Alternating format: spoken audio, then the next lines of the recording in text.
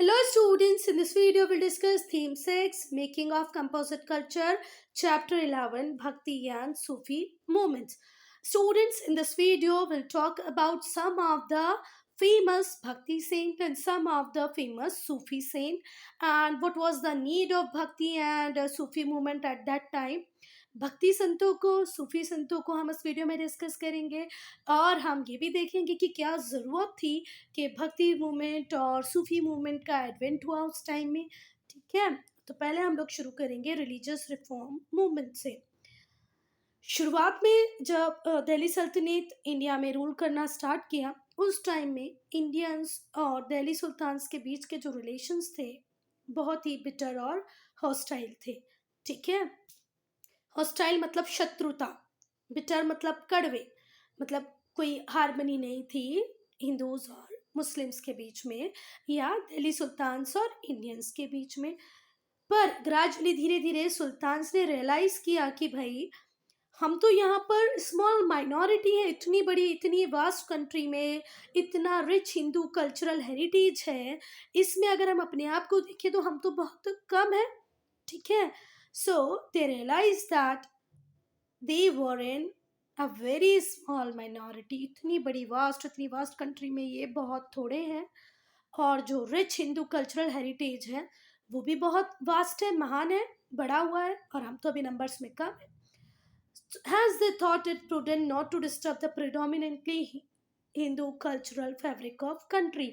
इन्होंने प्रूडेंट समझदारी भरा समझा इस बात को कि हमें बिल्कुल भी कोई ज़रूरत नहीं है कि हम प्रीडोमिनेंटली हिंदू कल्चरल फैब्रिक जो इंडिया में है उसे डिस्टर्ब करें। क्यों ना हम एक पैरेलल स्ट्रीम की तरह चले, बिना हिंदुओं को डिस्टर्ब किए उनके साथ साथ रन करने लग जाएं। ठीक है, और इस तरीके से हिंदू और मुस्लिम दोनों ही कल्चर फ्लो कर पाएंगे पीसफुली अलोंगसाइड ईच अदर, एक दूसरे के साथ दोनों कल्चर रन कर पाएंगे, एक दूसरे को इन्फ्लुएंस कर पाएंगे, एनरिच कर पाएंगे, प्रभावित कर पाएंगे, समृद्ध कर पाएंगे। ठीक है, new cultural forces and pattern emerge, और इस तरीके से नए कल्चरल फोर्सेज एग्जिस्टेंस में आएंगे, नए पैटर्न्स एमर्ज होंगे। बहुत अच्छी बात सोची इन लोगों ने। बट अगर हम बात करें कि पहले दिल्ली सल्तनत इंडिया में आया कि इस्लाम का एडवेंट हुआ, तो इस्लाम का एडवेंट पहले हुआ फिर दिल्ली सल्तनत आया। The advent of Islam in India preceded the establishment of Delhi सल्तनत। पहले इस्लाम का एडवेंट हुआ इंडिया में, फिर दिल्ली सल्तनत आया और इनके बीच में spirit of tolerance, understanding Hindu और मुस्लिम के बीच में थोड़ी सहनशीलता, थोड़ी एक दूसरे के टुवर्ड्स अंडरस्टैंडिंग डेवलप हो गई। और ये दो यहीं पे से दो religious liberal religious reform movement आएंगे।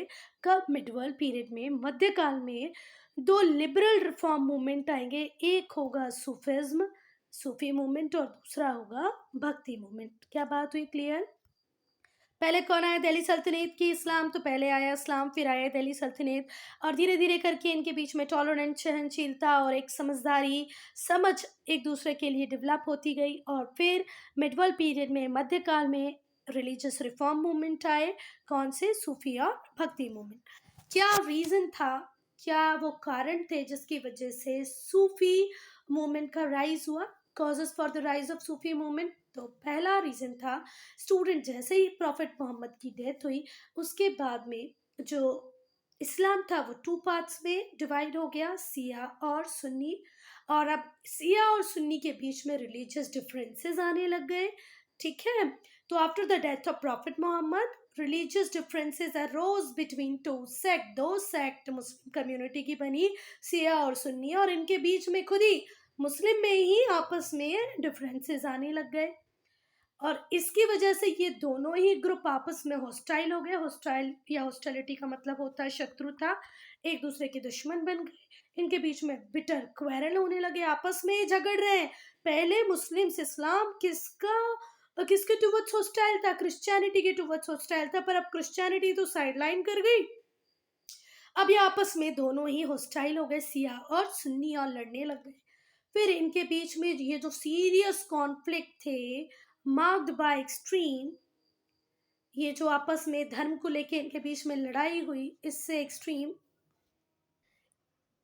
इनटॉलरेंस जनरेट होने लगी। ये आपस में एक दूसरे को टॉलरेट ही नहीं कर पा रहे हैं, आपस में लड़ रहे हैं, झगड़ रहे हैं और एक सीरियस थ्रेट दे रहे हैं इस्लामिक प्रिंसिपल। इस्लामिक प्रिंसिपल किसकी बात करता है? ब्रदरहुड की, मोनोथीज़ियम की, एक भगवान की बात करता है, भाईचारे की बात कर रहा है।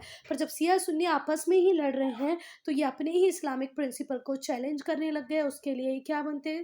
थ्रेट बनने लग गए। ठीक है?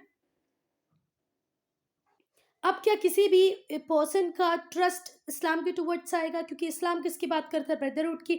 आप खुद तो आपस में मिलके रह नहीं पा रहे हैं, हमें क्या ब्रदरहुड सिखाएंगे? तो इस तरीके से ये अपने ही रिलीजन के लिए थ्रेट बन गए।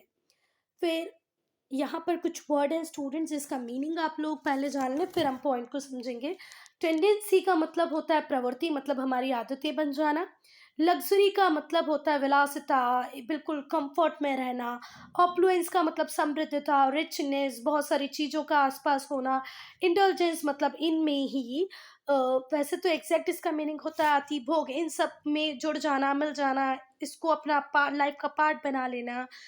और ये सारी ही चीज़ें किसको अपोज करती थी? सिंपल लिविंग और पाइटी को। तो अब मैं पूरा सेंटेंस तुम्हें बताऊंगी, वो ध्यान से सुनो। जो मुस्लिम रूलर्स थे, मुस्लिम रूलर्स, मुस्लिम नॉबल्स, उनमें आदत आ गई कि अब हमें तो बहुत ही लग्जरी कंफर्टेबल लाइफ जीनी है, बहुत सारी चीज़ों को अपने लिए कलेक्ट करना है, ऑपलेंस मतलब बहुत सारी चीज़ों को अपने पास रख लेना है, अपनी लाइफ को बहुत ज़्यादा कंफर्टेबल बनाना है। और उनका अब जो जीवन है वो इसी बात में गुम होके रह गया। इसके अलावा वो इस्लाम के एक्सपांशन के लिए कुछ भी नहीं सोच रहे हैं। ठीक है? बस वो क्या सोच रहे हैं? हमारा जीवन अच्छा हो, हमें सब कुछ मिल जाए, बट दैट्स इट। और ये किसके अपोज में था बच्चा? इस्लामिक प्रिंसिपल के अपोज में था। क्योंकि इस्लाम किसकी बात करता है? सिंपल लिविंग की, पाइटी की। पाइटी का मतलब होता है dedicated towards religion, deep respect for religion. तो अब ये रिलीजन के टुवर्ड्स तो डेडिकेटेड नहीं रहे, इनका डीप रिस्पेक्ट रिलीजन के लिए तो सेकेंडरी हो गया। इनको बस अपनी लाइफ को लग्जरी बनाना, ये इनकी सोच रह गई। और इन्हीं सारी बातों को जवाब देने के लिए, इन्हीं सारी बातों को सही करने के लिए आएगा फिर Sufism. Sufism arose as a reaction and response to the trends of Muslim society. ये जो करंट कंडीशन बन गई थी मुस्लिम सोसाइटी की, लग्जरी ऑप्सीन लाइफ की, इसको ही रेस्पॉन्ड करने, इसके अगेंस्ट में रिएक्शन करने आया कौन? सूफिज्म। ये एक लिबरल रिफॉर्म मूवमेंट था जो स्टार्ट हुआ for the restoration of unity harmony among Muslim. Muslim के बीच में एकता लाने के लिए, शांति लाने के लिए क्या आया बच्चा? सूफिज्म, जो एक लिबरल रिफॉर्म मूवमेंट था। ठीक है बात?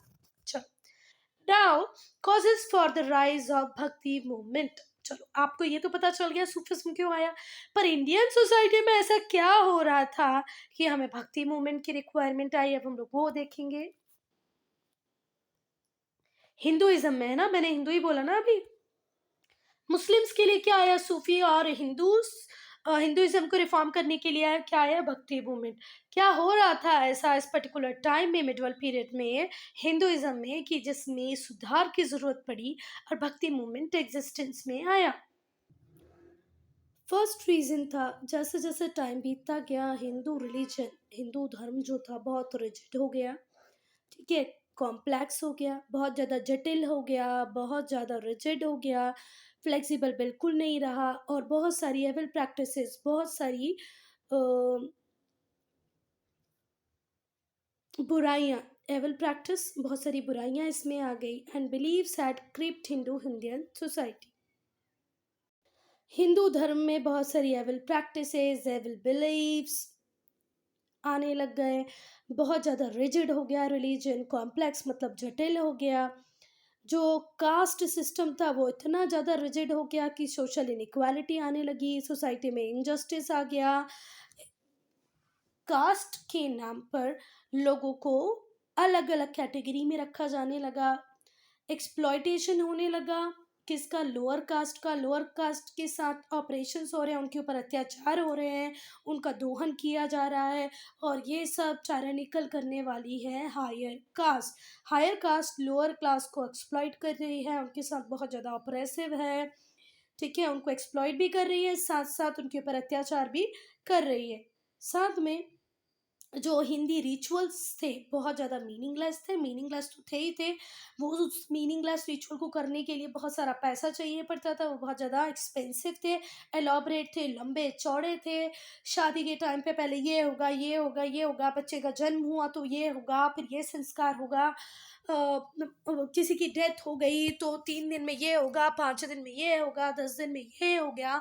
तो मतलब ऐसे बहुत सारे एलॉबरेट, इनएक्सपेंसिव और मीनिंगलेस रिचुअल्स थे, ठीक है, जो प्रिस्क्राइब करते थे ब्राह्मण्स, और एक क्रशिंग फाइनेंशियल बर्डन देते थे ये पुअर पीपल पे। आज भी आप लोग बहुत सारी मूवीज़ में देखते होंगे कि बहुत सारे लोग होते हैं जो अफोर्ड नहीं कर पाते हैं। आफ्टर दैट जो सेरेमनी होती है कि सबको बुला के खाना खिलाना है, जिसे हिंदी में मृत्यु भोज बोलते हैं, पर भी आपको करना पड़ता है, नहीं तो ब्राह्मण बोलते हैं आपके जो भी जिनकी डेथ हुई है उनकी आत्मा को शांति नहीं मिलेगी, पता नहीं क्या क्या। तो इस फाइनेंशियल बर्डन से लोग बहुत ज़्यादा परेशान हो गए थे, कास्ट सिस्टम की रिजिडिटी से लोग ज़्यादा परेशान हो गए थे। लोअर कास्ट से बिलोंग करने वाले लोग, स्पेशली कौन, शूद्र, could not even understand the hymns and the mantra because they were not permitted to study Sanskrit religious text. Lower caste में स्पेशली जो शूद्र लोग थे बच्चा, वो लोग हिम्स को समझ ही नहीं पाते थे। हिम्स बोले तो जो मंत्र, जो हम लोग पूजा के टाइम पे मंत्र या जो भी श्लोक पढ़ते हैं, उनको शूद्र समझ ही नहीं पाते थे, क्योंकि उन्हें संस्कृत रिलीजियस टेक्स्ट पढ़ने ही नहीं दिया जाता था, उन्हें संस्कृत लैंग्वेज ही नहीं आती थी। और इसी बीच जब इस्लामिक प्रिंसिपल्स आए, जो इक्वालिटी, इक्वालिटी बोले तो सब समान है की बात करते थे, ब्रदरहुड, भाईचारे की बात करते थे, एक भगवान की बात करते थे, ये भी लिबरल माइंडेड हिंदूज को बहुत अपील करने लगा कि यार भाई हमारे रिलीजन में तो कितनी रिजिडिटी है, कितनी प्रॉब्लम्स है, कंजर्वेटिव प्रैक्टिसेस हैं, एवल प्रैक्टिसेस हैं, ये देखो इस्लाम कितना बढ़िया है। And foster the growth of religious reform movement, और यहाँ से हिंदुइज्म, हिंदूज में जो टॉप लीडरशिप बैठी थी, जो मैनेजमेंट बैठा था, उसको लगने लगा भाई हमें सुधार कर लेना चाहिए, नहीं तो ये तो सब कन्वर्ट कर जाएंगे, हिंदुइज्म धीरे धीरे खत्म हो जाएगा। और इस सोची, मतलब इन लोगों ने सोचा, और फिर हिंदू रिलीजियस रिफॉर्म मूवमेंट्स आने लग गई। The urgent need to liberate the masses from stranglehold and priestly class and rid Hinduism of meaningless rites and rituals led to the birth of भक्ति movement। अब अर्जेंट नीड आ गई कि भाई हमारा जो मास है, जो ज़्यादा से ज़्यादा लोग हैं, उनको लिबरेट कराया जाए। किस चीज़ से लिबरेट कराया जाए? ये जो प्राइस्टिक क्लास है, इसने जो होल्ड बना रखा है लोगों के ऊपर, प्राइस्टिक क्लास बोले तो ब्राह्मण्स, ब्राह्मण्स ने जो होल्ड बना रखा है, तो भाई फिर से एक बार हम देखते हैं, यहाँ पर बहुत ही अर्जेंट नीड आई कि लोगों को फ्री कराना है, किसके स्ट्रैंगल होल्ड से, किसके शिकंजे से, प्राइस्टली क्लास। प्राइस्टली क्लास कौन होती थी उस time? Brahmins. Hinduism of meaningless rites, और हिंदुइज्म को किससे भी हमें फ्री कराना था? मीनिंगलेस राइट्स, है ना, राइट्स, इसको रिट्स नहीं बच्चा, क्या ही पढ़ते हैं, rights, meaningless rights. Meaningless rights का मतलब ये जो अनुष्ठान वगैरह होते थे, जिसमें 10 किलो घी, 5 किलो ये, 20 किलो ये, पंडित को ये दान देना है, वो दान देना है, तो ये जो कर्म कांड, रिचुअल्स का मतलब होता है कर्म कांड, राइट्स का मतलब होता है अनुष्ठान, जो एक पर्टिकुलर क्लास ही करती है, उससे हिंदुइज्म को फ्री कराना है। और इन सब को फ्री कराने के लिए आया, किसका बर्थ हुआ बच्चा? भक्ति मूवमेंट का। और इन्होंने मोनोथिज्म के प्रिंसिपल को रिवाइव किया, इक्वालिटी और रिचुअल फ्री वर्शिप की बात की, पूरे समाज में समानता हो, इक्वालिटी हो, रिचुअल फ्री मतलब कर्मकांड अनुष्ठान की कोई ज़रूरत नहीं हो, फ्री वर्शिप हो, ठीक है। और इस तरीके से हिंदुइज्म को रेस्टोर करने का काम किया भक्ति मूवमेंट में, और इसको वापस से सिंप्लिसिटी, प्योरिटी की तरफ ले आए, जो कि किस पे बेस्ड करती थी? उपनिषद पे, ठीक है। तो जो मीनिंगलेस राइट्स थे, रिचुअल्स थे, इनइक्वालिटी थी समाज में, सोसाइटी में, उस सबको ख़त्म करके free ritual, free worship, equality, simplicity, purity लेके आया हमारा भक्ति मूवमेंट, जो कि किस पे बेस करता था? उपनिषद। नाउ द सूफी मूवमेंट, अगर हम बच्चा सूफी मूवमेंट की बात करें, तो सूफीज क्या थे? A group of Muslim mystics, group of Muslim mystics, group of Muslim mystics. Mystics क्या होते हैं बच्चा? जो लोग साधना करते हैं, गॉड से एक कांटेक्ट इस्टेब्लिश कर लेते हैं थ्रू मेडिटेशन या थ्रू देयर डेडिकेशन, है ना, उन्हें हम बोलते हैं मिस्टिक। तो सूफिज्म मुस्लिम्स का एक मिस्टिक ग्रुप, मुस्लिम्स मिस्टिक का एक ग्रुप था जिसे हम क्या बोलते थे, सूफीज। क्या बोलते थे, सूफीज। एक ग्रुप था मुस्लिम मिस्टिक्स का जिन्होंने रिलीजियस रिफॉर्म मूवमेंट स्टार्ट की, कहाँ पर, वेस्ट एशिया में। ठीक है। अब यहाँ पर मिस्टिक का मीनिंग दिया है, ध्यान से पढ़ना। What do you mean by mistake से क्वेश्चन बना सकती है मैम 1 मार्क या 2 मार्क में। मिस्टिक्स आर पीपल, मिस्टिक्स वो लोग होते हैं who try to attain knowledge, जो नॉलेज को अटेन करते हैं, नॉलेज को अटेन करने की कोशिश करते हैं, and become United with God, और भगवान में मिल जाते हैं, भगवान के साथ यूनाइटेड हो जाते हैं थ्रू प्रेयर और मेडिटेशन। साधना करके, प्रार्थना करके भगवान में मिल जाते हैं और उसके थ्रू ही नॉलेज को अटेंड करते हैं। ऐसे लोगों को हम क्या बोलते हैं, मिस्टिक्स। तो ऐसे ही मुस्लिम मिस्टिक का ग्रुप था जिन्हें हम बोलते थे सूफीज। स्टूडेंट्स ये देखें, ये भी मुस्लिम मिस्टिक्स ही हैं जो गोल गोल गोल गोल घूम रहे हैं, ये द प्रैक्टिस ऑफ थ्रिलिंग। ठीक है। कुछ सूफी मिस्टिक्स इसको भी करते थे और ये दिखाता है कि ये स्पिरिचुअल जर्नी है टूवर्ड्स गॉड। इस तरीके से जिस तरीके से ये लोग घूम रहे हैं ध्यान लगाते हुए, इस तरीके से भी ये गॉड को अटेन कर सकते हैं, मिल सकते हैं भगवान से। Sufi movement was originally a reform movement. Sufi movement क्या थी, एक रिफॉर्म मूवमेंट थी। रिफॉर्म मतलब सुधार। ठीक है, सुधार करने वाली मूवमेंट थी। किसमें सुधार करने थे भाई, इस्लाम में। जो सूफीज थे वो इंस्पायर्ड थे, किसकी टीचिंग्स थे, कुरान। कुरान क्या है, Holi book of Islam, Holi book of Muslim, उसकी टीचिंग से इंस्पायर्ड थे सूफीज। सूफीज कब आए इंडिया में बच्चा, टर्क्स के साथ आए, जब तुर्क, हिंदी में इन्हें बोलते हैं तुर्क, जब टर्किश इन्वेजन हुए, तुर्क इंडिया में आए 12th सेंचुरी में, तभी सूफीज उनके साथ आए। Over the years they absorb Buddhist and Hindu influences. देखो, जब आप लोग किसी एक कम्युनिटी के साथ, किसी अदर रिलीजन के साथ रहते हो तो आपकी कोशिश होती है कि हम कुछ अच्छाइयाँ आपस में गेन करते जाएं एक दूसरे से, है ना। तो 12th सेंचुरी में सूफिज्म इंडिया आ गया था टर्क्स के साथ।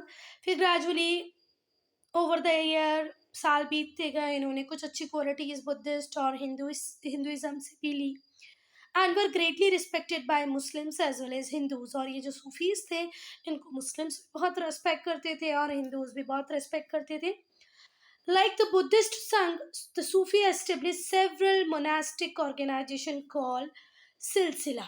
जैसे बुद्धिस्ट की मोनास्ट्रीज होती थी जिन्हें हम संघ कहते थे, बुद्धिस्ट संघ, वैसे ही सूफिज्म ने भी बुद्धिस्ट संघ जैसे इस्टेब्लिश हुए। ठीक है। वैसे ही मोनास्ट्रीज मैंने गलत बोल दिया है ना, हाँ, जैसे बुद्धिस्ट संघ एस्टेब्लिश हुए वैसे ही सूफीज में भी मोनास्टिक ऑर्गेनाइजेशन एस्टेब्लिश की गई। बुद्धिस्ट में हमने इसको कहा संघ और सूफिज्म में इसको कहा सिलसिला। टू ऑफ दीज ऑर्गेनाइजेशन, बहुत सारी ऑर्गेनाइजेशन में दो इंपॉर्टेंट है, चिश्ती और शौरावर्दी। चिश्ती और शौरावर्दी ये बहुत ज़्यादा पॉपुलर हुई इंडिया में। जो सूफी मूवमेंट थे, the founder of Sufi movement in India, India में सूफी मूवमेंट के फाउंडर थे Muinuddin Chishti. Founder of Sufism in India was Muinuddin Chishti. इनकी जो दरगाह है वो अजमेर में है और एक इम्पॉर्टेंट पिलग्रिम सेंटर है दोनों के लिए। यहाँ पर हिंदूज भी जाते हैं और मुस्लिम्स भी जाते हैं। तो यहाँ पे 1 मार्क क्वेश्चन रेडी होते हैं 3। Who was the founder of Sufi movement in India? What will you answer? Muinuddin Chishti. इनकी दरगाह कहाँ पर सिचुएटेड है, तो कहाँ पर है बच्चा, अजमेर में है। यहाँ पर क्या सिर्फ मुस्लिम जाते हैं, तो no no no, it's a pilgrim centre for both Hindus and Muslims. ये रही मुइनुद्दीन चिश्ती की दरगाह। नाउ टीचिंग्स ऑफ सूफिज्म, क्या टीचिंग है सूफिज्म की, तो पहली टीचिंग है बच्चा, there is only one God and all the people are his children. एक ही भगवान है और हम सब उसके बच्चे हैं। सारे ह्यूमन बीइंग्स इक्वल हैं, कोई लोअर कास्ट नहीं, कोई अपर कास्ट नहीं है। और सूफिज़्म बिल्कुल क्लियरली बोलता है जितने भी डिफरेंट डिफरेंट रिलीजन हैं, ये डिफरेंट पाथ्स है लीडिंग टू वन गॉड। हर धर्म से आप उस धर्म के हिसाब से चलोगे, साधना करोगे, तपस्या करोगे, मेडिटेशन करोगे, अपने आप को डिवोट करोगे गॉड को, तो आप एक ही भगवान को पाने वाले हैं। अलग अलग अलग रास्तों से आप लोग सब एक ही भगवान को पाने वाले हैं, ऐसा सूफिज़्म कहता है कि कोई धर्म अच्छा या कोई धर्म बुरा नहीं है, सारे धर्म अच्छे हैं, सारे धर्म आपको भगवान तक ले जाएंगे। Therefore all religion must be respected, आपको सारे रिलीजन को रिस्पेक्ट करना है। Fast and other rituals are not necessary to reach God, भगवान तक पहुंचने के लिए आपको कोई उपास की जरूरत नहीं है, किसी रिचुअल की जरूरत नहीं है। भगवान को आप पा सकते हैं लव और डिवोशन से, प्यार से, अपने आप को समर्पित करके, लव से, डिवोशन से आप भगवान को पा सकते हैं। उपास करने की, कर्मकांड करने की, अनुष्ठान करने की कोई जरूरत नहीं है। There is no need to convert to another religion, बिल्कुल ये सबसे ज्यादा गलत है कि आप दूसरे धर्म में कन्वर्ट कर जाएंगे, ये धर्म अच्छा है, इससे भगवान मिलेगा, इससे भगवान नहीं मिलेगा, ऐसा नहीं है। No need to convert to another religion. आपको स्ट्राइव करना है to be a good Hindu, a good Muslim, एक अच्छा हिंदू बन जाए, एक अच्छा मुस्लिम बन जाए, एक प्योर और डिसिप्लिन्ड लाइफ को जिए, आपकी लाइफ में पाइटी हो, प्योरनेस हो, that is important. Religion conversion is not important. जो लोग धर्म परिवर्तन कर लेते हैं इसकी कोई ज़रूरत नहीं है, ऐसा सूफिज़्म कहता है। It is necessary to follow a pir, पीर मतलब गुरु, who will guide a person along the right spiritual path. अच्छा, सूफिज़्म ये नहीं बोलता है कि धर्म को परिवर्तन करो, पर सूफिज़्म ये ज़रूर बोलता है बच्चा कि हर व्यक्ति के पास एक गुरु होना चाहिए जो उसे गाइड करे कि कैसे उसे धर्म के रास्ते पे चलना है। स्पिरिचुअल पाथ को बताने के लिए एक गुरु ज़रूर आपके पास होना चाहिए। One could come closer to God through devotional music, qawwali. आप भगवान के पास म्यूजिक के थ्रू भी जा सकते हो, एक डिवोशनल म्यूजिक हो, जैसे हमारे हिंदुइज्म में हुए भजन, वैसे ही मुस्लिम्स में हुई कव्वाली, डिवोशनल म्यूजिक। ये एक कव्वाली परफॉर्मेंस का पिक्चर है, आप लोगों ने भी देखा होगा मूवीज़ में। एक मूवी बहुत पुरानी है, अंबर अकबर एंथोनी, आप लोग तो मम्मी पापा से पूछना, आपको नहीं पता होगा, क्योंकि मम्मी पापा के टाइम की थी वो मूवी, आपके दादाजी वालों के टाइम की थी। आया है तेरे तेरे दर पे सवारी, नहीं नहीं नहीं, गलत बोल रही हूँ मैं, अंबर अकबर एंथोनी की कोई और थी। तो आप लोग इतना ज़रूर पूछना अपने जो भी घर में बड़े हैं उनसे। अंबर अकबर एंथोनी में थी एक कव्वाली, या कव्वाली डालेंगे आप यूट्यूब पे तो आपको मिल जाएगा किस तरीके से होती है ना। अब बेटा ये जो लिबरल्स आइडिया थे, फ्री, है ना, रैशनल प्रिंसिपल्स थे, मतलब रैशनल प्रिंसिपल्स मतलब वो प्रिंसिपल्स जहाँ पर रीजंस हैं। तो इस वजह से जो सूफिज़्म था वो बहुत ज़्यादा फेमस हो गया, इसका लोगों पे प्रोफाउंड इम्पैक्ट, लोगों के दिमाग पे बहुत अच्छा प्रभाव पड़ा। ठीक है, उनके रूलर्स में भी थोड़ी समझ डेवलप हो गई, तो रिलीजियस टॉलरेंस डेवलप करने लगी। ठीक है, इट एनकरेज रिलीजियस टॉलरेंस, एक धर्म दूसरे धर्म को अब सहन कर पा रहा है, यूनिवर्सल ब्रदरहुड की बात होने लगी है, और हिंदू और मुस्लिम साथ साथ आ गए हैं। ठीक है, अब इनके बीच में जो हॉस्टैलिटी थी, जो शत्रुता थी, वो धीरे धीरे करके खत्म हो रही। So here one question is there, which of the teaching of Sufism do you think would ensure communal harmony and promote unity and brotherhood in society? तो इसके लिए आप इस पॉइंट को इंक्लूड करें कि भाई all human beings are equal, सारे ह्यूमन बींग इक्वल हैं। दूसरी बात, सूफिज्म की टीचिंग है ना कि हम सारे लोग एक हैं, इक्वल हैं, समान हैं। फिर जो डिफरेंट रिलीजन है, डिफरेंट पाथ हैं leading to one God, different different path से आप एक ही भगवान को अचीव करने वाले हैं, इसलिए आपको सारे धर्म को रिस्पेक्ट करना चाहिए। फिर उसके बाद यहाँ पर कन्वर्जन की कोई ज़रूरत नहीं है, आप बस एक अच्छा हिंदू और एक अच्छा मुस्लिम बने, एक डिसिप्लिन लाइफ जिए।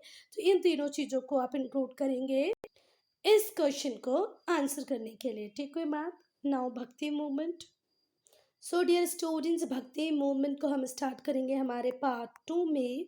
ओके, चलो, I am ending this video here only. If you have any doubt, any problem, any suggestion, please right in comment section. Okay.